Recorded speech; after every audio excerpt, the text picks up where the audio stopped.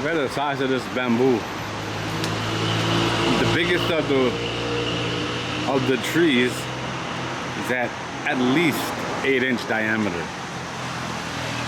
They are huge. And for some reason, the tops are cut off of most of them. I don't know who went up there and cut the tops off. Or maybe they just lay over so far they can cut the top off from the ground. I don't know. Or it broke off.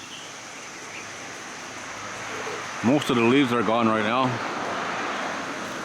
Like this, you see the one that's broke right there? It goes down and down and down and down, all the way down into the river.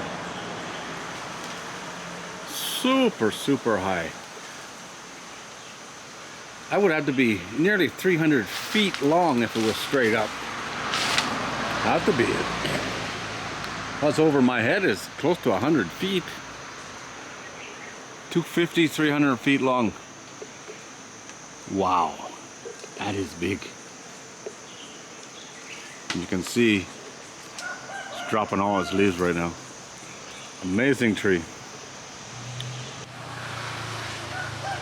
Walking through the jungle.